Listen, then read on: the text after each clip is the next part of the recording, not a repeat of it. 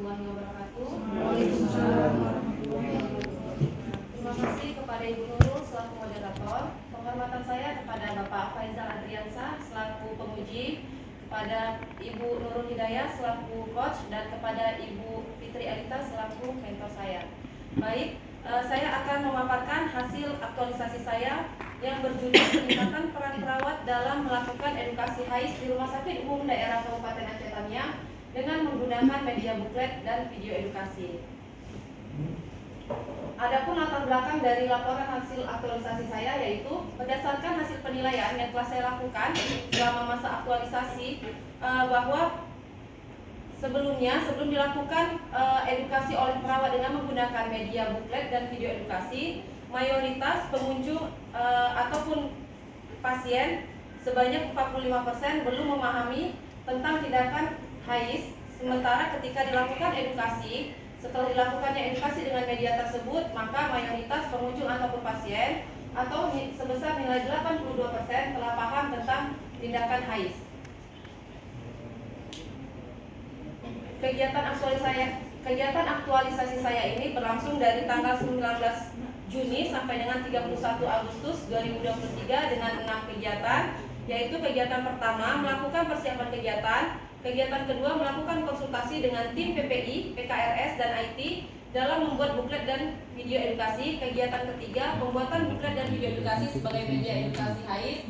Kegiatan keempat melakukan sosialisasi kepada perawat tentang buklet dan video edukasi sebagai media edukasi. Kegiatan kelima melakukan observasi penggunaan buklet dan video edukasi sebagai media edukasi. Kegiatan keenam evaluasi penggunaan buklet dan video edukasi sebagai media edukasi HAIS. Kita masuk ke kegiatan pertama, yaitu melakukan persiapan kegiatan, di mana tahapan kegiatan yang pertama yaitu melakukan konsultasi dengan mentor.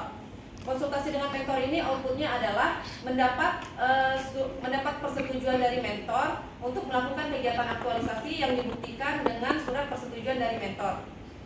Tahapan kegiatan kedua yaitu melakukan survei awal pengetahuan dan perilaku pasien dan pengunjung dalam pencegahan HAIS dengan menggunakan kuesioner pasien dan keluarga tentang pencegahan infeksi rumah sakit. Outputnya adalah mendapatkan data objektif dari pasien ataupun pengunjung pasien. Nah, saya mengambil 10 sampel pasien dan pengunjung pasien. Dibuktikan dengan form kuesioner yang telah diisi oleh pasien dan pengunjung. Kegiatan kedua yaitu melakukan konsultasi dengan tim PPI, PKRS, dan IT dalam membuat buklet dan video edukasi. Tahapan kegiatan pertama melakukan pertemuan dengan tim PPI, PKRS, dan IT yang dibuktikan dengan foto dokumentasi bersama tim terkait. Tahapan kedua meminta saran dan masukan dari tim PPI dan PKRS agar mendapatkan masukan dalam pembuatan media buklet dan video edukasi yang dibuktikan dengan notulensi pertemuan.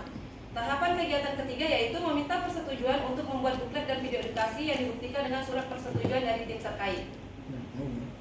Kegiatan ketiga yaitu pembuatan buklet dan video edukasi sebagai media edukasi HAIS.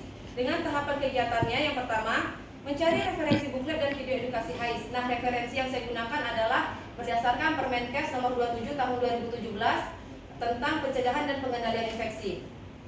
Tahapan kegiatan kedua yaitu membuat konsep buklet dan video edukasi. Outputnya adalah adanya foto konsep buklet dan video edukasi. Ini adalah berupa konsep buklet saya. Kemudian ini adalah konsep video saya. Tahapan ketiga adalah mengkonsultasikan konsep ataupun isi materi kepada tim PPI dan bekerjasama dengan tim PKRS untuk desain buklet dan video. Outputnya adalah surat persetujuan materi dari tim terkait. Kegiatan yang keempat adalah membuat buklet dan video edukasi HAIS untuk pasien dan keluarga pasien. Nah, di sini sudah adanya cetakan buklet yang sudah jadi, kemudian adanya video edukasi HAIS yang telah diputarkan di TV ruang rawat tunggu di Polipa. Izin Bapak, apakah videonya boleh saya putarkan? Eviden bukletnya boleh ditunjukkan pada Uji nanti. Ya, eviden bukletnya kalimatnya.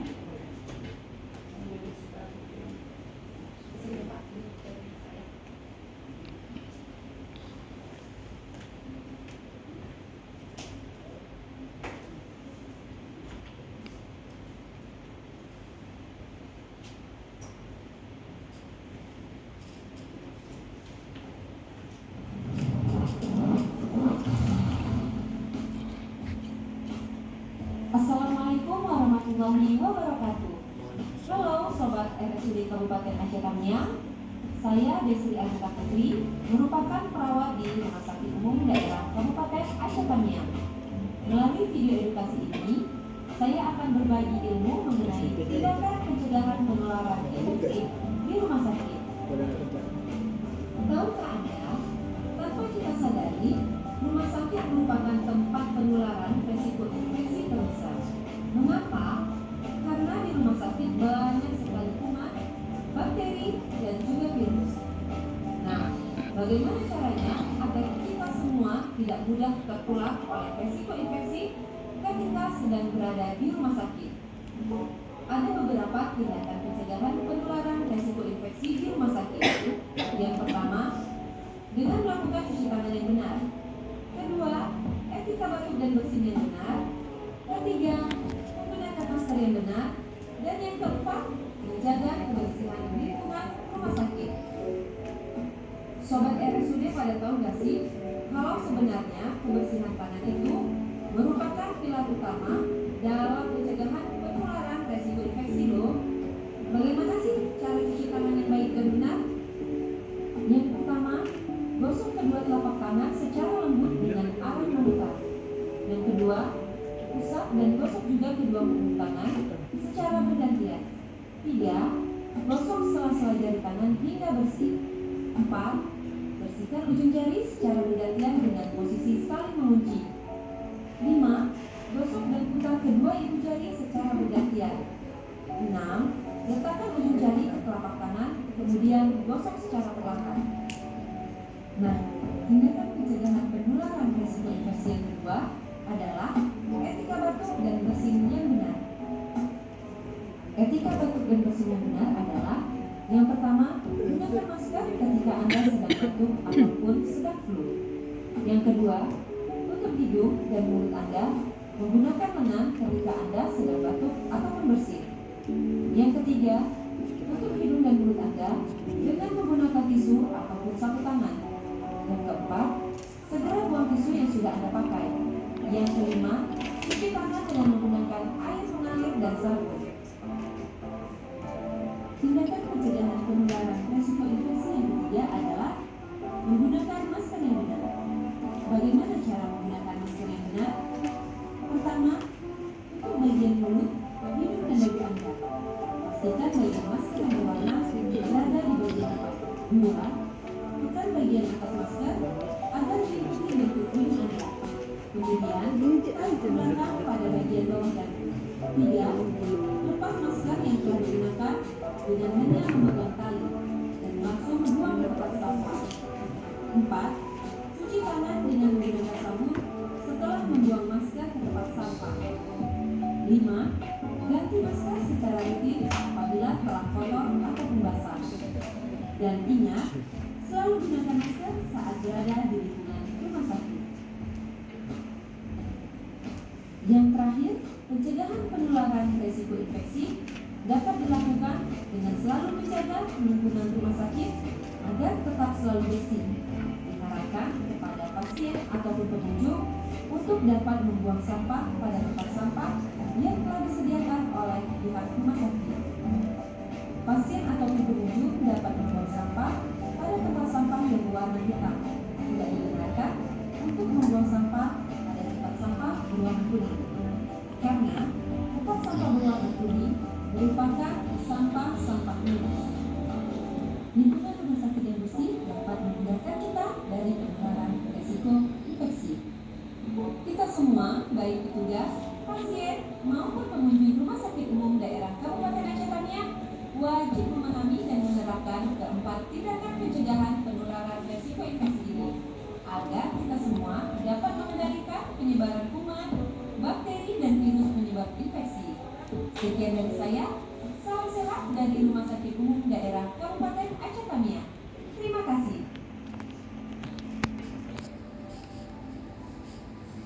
Kita masuk ke tahapan kegiatan kelima, yaitu mengajukan buklet dan video edukasi pencegahan HAIS kepada tim PPI dan PKRS. Setelah buklet dan video edukasi tersebut selesai dibuat, maka saya mengajukan buklet tersebut dan dibuktikan dengan foto dokumentasi dengan tim terkait. Kegiatan keempat yaitu melakukan sosialisasi kepada perawat tentang buklet dan video edukasi sebagai media edukasi HAIS. Tahapan kegiatan yang pertama yaitu meminta izin kepada mentor untuk melakukan sosialisasi. Di sini dibuktikan dengan surat persetujuan dari mentor untuk dapat melakukan sosialisasi. Tahapan kegiatan kedua yaitu menyiapkan materi, sarana dan prasarana. Tahapan kegiatan ketiga yaitu mensosialisasikan buklet dan video edukasi kepada manajemen rumah sakit, seluruh unit dan instalasi serta seluruh tim yang terkait. Kegiatan ini dilakukan pada tanggal 9 Agustus 2023 di mana dihadiri oleh manajemen rumah sakit dan untuk ruangan rawat inap dihadiri oleh semua karu dan juga instalasi yang terkait dan juga tim terkait, dan dibuktikan oleh foto dari undangan, foto absensi, notulensi dan juga dokumentasi. Kegiatan kelima yaitu melakukan observasi buklet dan video edukasi sebagai media edukasi HAIS. Tahapan kegiatan pertama yaitu melakukan audit kepada petugas dalam memberikan edukasi kepada pasien dan keluarga tentang pencegahan HAIS dengan menggunakan form audit. Di sini saya melakukan audit kepada perawat dalam melakukan edukasi HAIS ketika mereka baru menerima pasien baru dari IGD ataupun pindahan dari ruangan lain, dan dibuktikan dengan form audit yang telah saya isi. Tahapan kegiatan kedua yaitu melihat pendokumentasian kegiatan edukasi oleh petugas di form edukasi rekam medis pasien. Ini bersifat legal di mana setiap edukasi yang diberikan, bukan hanya edukasi HAIS, tapi setiap edukasi yang diberikan oleh petugas harus tercatat di pendokumentasian di rekam medis. Kegiatan keenam adalah evaluasi penggunaan buklet dan video sebagai media edukasi HAIS. Tahapan kegiatan pertama yaitu membuat evaluasi dengan menggunakan kuesioner terhadap 10 pasien atau keluarga pasien dengan menggunakan kuesioner yang sama pada saat survei awal. Dibuktikan dengan form kuesioner yang telah diisi oleh pasien ataupun pengunjung pasien sama, saya mengambil 10 sampel dari pasien ataupun pengunjung pasien. Tahapan kegiatan kedua yaitu menganalisis data hasil evaluasi yang telah diisi oleh pasien dan keluarga dalam bentuk tabel ataupun grafik. Ini dia diagram analisisnya. Kesimpulannya adalah sebelum dilakukannya edukasi oleh perawat dengan menggunakan media buklet dan video edukasi, sebanyak 45% pasien ataupun pengunjung tidak paham atau belum paham tentang tindakan HAIS, dan setelah perawat melakukan edukasi dengan menggunakan media buklet dan video edukasi, maka peningkatan tingkat pengetahuan pasien ataupun pengunjung sebanyak 82% dan hanya 2% yang tidak paham. Jadi kesimpulannya adalah bahwa terjadi peningkatan pemahaman pasien ataupun pengunjung setelah dilakukan peningkatan peran oleh perawat dalam melakukan edukasi HAIS di Rumah Sakit Umum Daerah Kabupaten Aceh Tamiang, yaitu yang tadinya 27% tidak paham meningkat menjadi 82% pasien ataupun pengunjung yang paham, ataupun selisihnya sebanyak 55%. Kesimpulan dari aktualisasi saya adalah berdasarkan hasil aktualisasi ini, media edukasi berupa buklet dan video edukasi meningkatkan peran perawat dalam melakukan edukasi HAIS sehingga pasien dan pengunjung dapat lebih mudah memahami dan mengimplementasikan tindakan pencegahan penularan infeksi rumah sakit.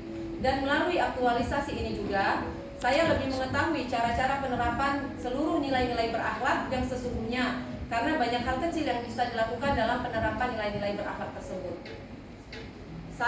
Sarannya, untuk meningkatkan kualitas dan manfaat dari pelaksanaan aktualisasi ini, maka saya memberikan saran berupa yang pertama, menerapkan kepada seluruh ASN untuk dapat mengimplementasikan nilai-nilai dasar ASN berakhlak dalam menjalankan fungsi, tugas, dan peran sebagai seorang aparatur sipil negara demi mewujudkan pelayanan publik yang maksimal, inovatif, dan memudahkan masyarakat.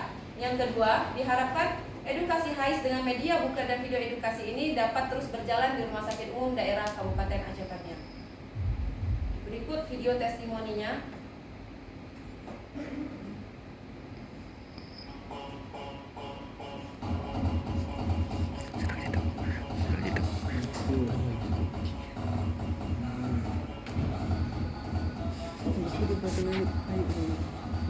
Kita video ini tidak jadi kayak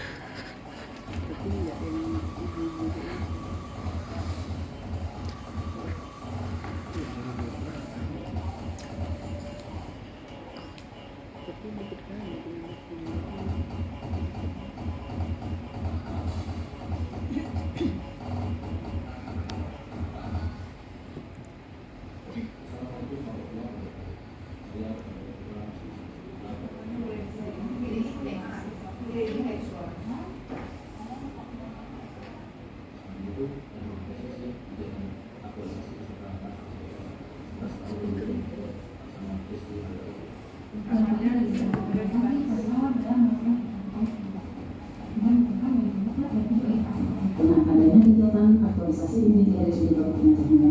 Bisa atau saya perawat dapat memberikan edukasi. Kegiatan relaksasi ini sangat membantu perawat dalam memberikan edukasi sehingga pasien dapat melakukan tindakan pencegahan dan penularan infeksi rumah sakit. Serta dapat memutus sampai penularan infeksi rumah sakit. Serta hal juga dapat meningkatkan gila dan mutu rumah sakit tersebut. Ya, assalamualaikum warahmatullahi wabarakatuh.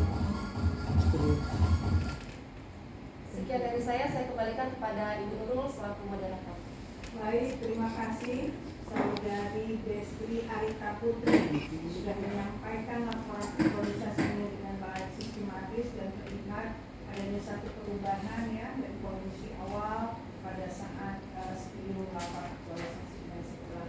Kesempatan pertama tentu ingin kami dengarkan dari mentor Ibu Nurse Fitri Erika STMK, bagaimana Ibu melihat hasil dari gagasan Saudari Destri ini terhadap organisasi kita, apakah gagasan untuk peningkatan edukasi ini benar-benar bermanfaat dan bagaimana Ibu melihat teman-teman ini melakukan kegiatan di tempat kita. Silakan. Assalamualaikum warahmatullahi wabarakatuh.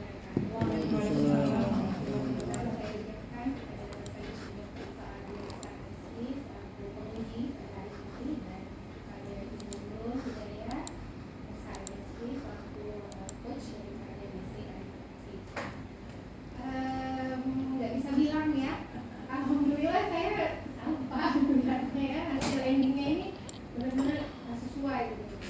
Memang Bu ya, ini pesan dari Pak Direktur ya, Bapak Presiden juga, beliau selalu berpesan ke kami sebagai mentor, tolong dibantu adik-adik ya.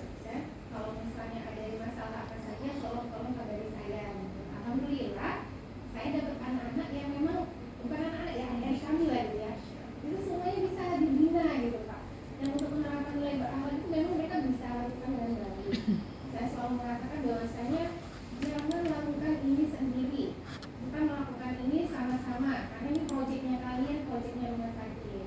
Jadi selalulah seperti itu. Makanya pas melihat ini, alhamdulillah gitu. Karena kemarin waktu mau berangkat kemarin belum kece kali ya. Ini datang kemarin dia kece, alhamdulillah. Matiin tuh. Dan dari kami semua, ya saya nggak mewakili saya aja dari rumah sakit. Memang Bu ya, kalau untuk masalah HIS ini nggak bisa kita sekali dua kali, tapi harus terus menerus dilakukan. Nah, makanya ketika ini sudah ada di website, di video rumah sakit juga di rawat jalan selalu kami tampilkan, gitu ya kan berulang dengan video yang lain juga, jadi pasien bisa ngeliat sambil nunggu. Nah, jadi harapan kita, ya kan, untuk penurunan HIS itu sebenarnya 100% gitu. Nggak ada lagi yang supaya kan pasien-pasien itu datang nggak bawa dari penyakit ini sangat-sangat alhamdulillah sangat berarti buat kami semua. Semoga nanti nggak hanya cuma Destri tapi bisa dilanjutin nanti dengan yang lain. Tapi Destri tetap jadi role model juga. Nanti semua rasa nilai berakhlaknya udah selesai gitu. Mungkin dan mungkin dari saya Bu. Waalaikumsalam. Terima kasih Bu Fitri. Tentu dukungan dan penguatan ini menjadi penting tidak hanya bagi peserta kita juga bagi lembaga telah dalam hal ini sebagai pencetak protokol. Selanjutnya kami silakan kepada Pak Profesor Adriansa selaku pemimpin. Assalamualaikum warahmatullahi Waalaikumsalam.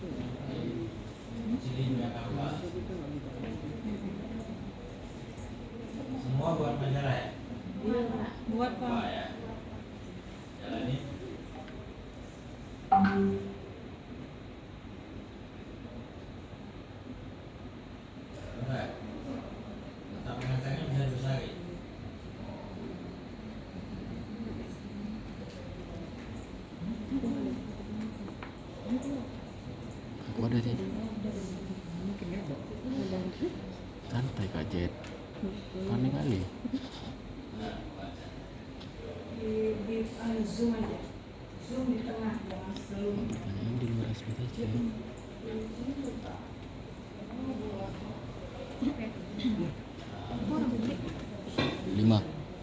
6 kurang 1.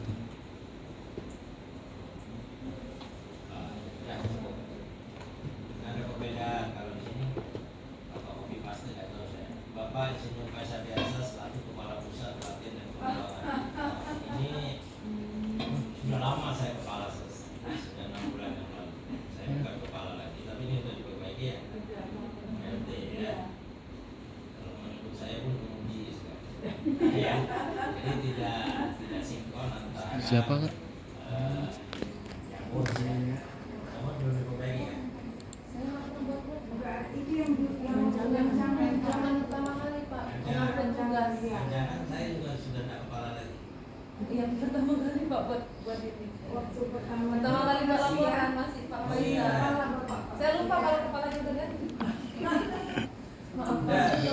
saya Desember 2022 saya lagi. Ini kan Juni 2023. Pertama kali upload Pak iya. Ya. Oh iya, itu buka saya rancangan Pak. iya kan Makanya oke. Baik. Saya kembali ke ini ya hasil daripada visualisasinya ya.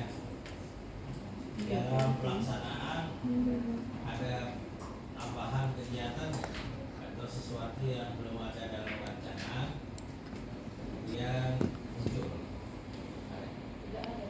sama standar semua dari yang direncanakan itu yang dilakukan ya. Iya Pak. Geseran waktu ada ya. Pergeseran waktu ada Pak. Geseran waktu nggak masalah ya. Nah, kalau ada penambahan itu misalnya dulu nggak terpikir infrastrukturnya terus tiba-tiba ada pengembangan, ada menambah pengembangan kegiatan utama ada standar ya. Baik, ini di samping booklet ada di tempat lain di Pokan. Kalau di buklet tidak ada Pak. Di buklet hanya khusus untuk rawat inap, tapi kalau video ada melalui website rumah sakit Pak, dari Instagram sama website rumah sakit ada di upload untuk bisa dilihat masyarakat. Di YouTube maksudnya. Di YouTube ada, di Instagram ada, di website juga ada Pak. YouTube-nya apa? Rumah sakit umum daerah Kabupaten Jakarta